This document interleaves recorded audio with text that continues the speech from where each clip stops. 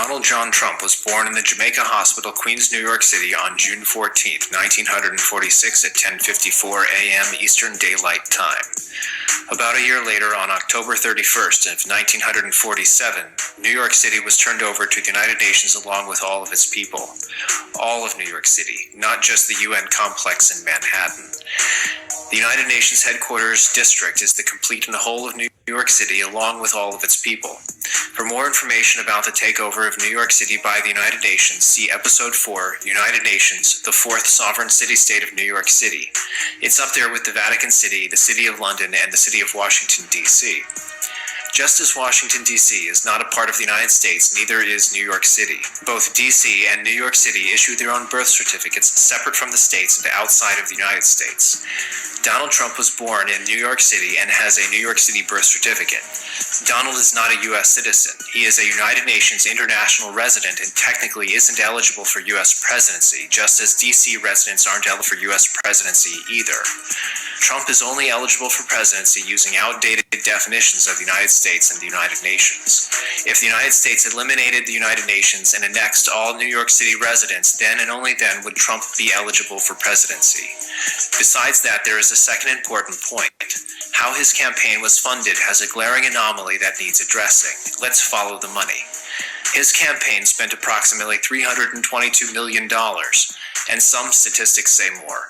The majority was funded through donations, and about $18.5 million was from his own accounts. The remaining $47.5 million was self-funded with loans. This is the important portion. What self-funding means is that Trump worked with the bankers to create $47 million from nothing by loaning it into existence. Trump merely needed to prove that he could eventually pay it back. The $47 million that Trump loaned his campaign did not exist before the loan. It was his signature that created the money as a loan issued by the New York City bankers. Remember, debt is legally money. It was not Donald's own money that he loaned his campaign. It was the bankers' money created from thin air. Donald himself brags that he is the king of debt. What are some of the first steps, the message that you begin to send forth to empower yourself and to begin that transition? Well, first of all, you mentioned the word debt, and nobody knows more about debt than I do, because I owe billions and billions of dollars, but I'm a professional. I mean, I know what I'm doing, and it worked out very well. I negotiated a couple of deals with banks and this and that, but I had a lot of friends who went bankrupt. You'll never hear from them again. I never did that. In the early 90s when I was in trouble, I owed billions and billions of dollars. And in a certain way, I love debt, because in good times, there's nothing better than debt. In bad times, it comes back to bite you. So we talk about debt. We talk about the assets and the liabilities of debt. And generally speaking, it's a liability, especially if you're not a really skilled professional. Donald then canceled the loan to his campaign after it was spent so as to not need to pay the bankers back. Donald Trump literally bought the presidency for nothing. The New York City bankers underwrote Trump's campaign with new debt money created from nothing. The bankers are complicit in the debt is money scheme used by Donald. New York City banks are United Nations international banks. They are not US-based banks, and they have no reserve requirements.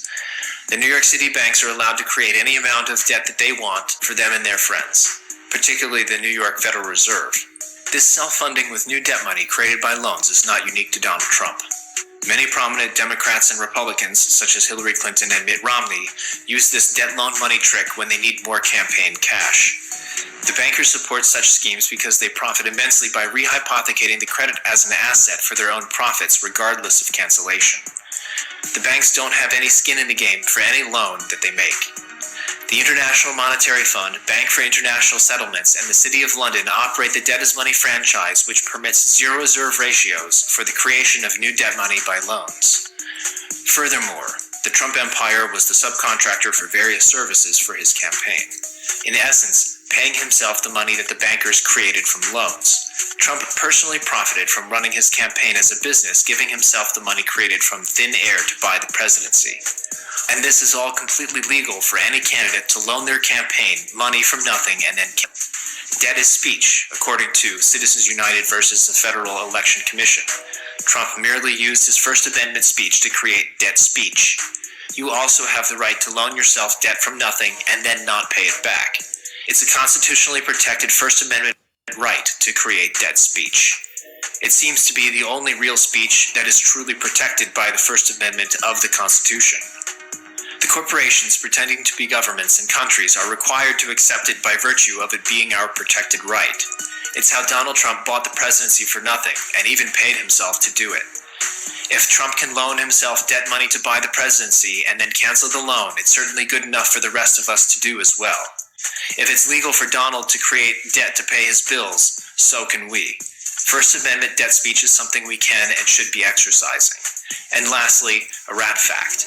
Freemason Doc Marquis claims that Donald Trump is a third-degree Freemason and used his Masonic connections to build his empire on the cheap with his Masonic discount. Hillary Clinton called you the king of debt. Well, no, she didn't call me. I call myself the king of debt. I'm the king of debt. I'm great with debt. Nobody knows debt better than me. I've made a fortune by using debt. And if things don't work out, I renegotiate the debt. I mean, that's a smart thing, not a stupid thing. And I made a fortune. How do you renegotiate the debt? Because you go back and you say, hey, guess what? The economy just crashed. I'm going to give you back half. I like debt for me. I don't like debt for the country. I like debt for my company. But I don't like debt for the country. For the country, we have $19 trillion in debt. It's going to be very soon 21 trillion, not billion, $21 trillion in debt. And I will tell you, we are sitting on a time bomb. We are sitting on a time bomb. We are sitting on a time bomb.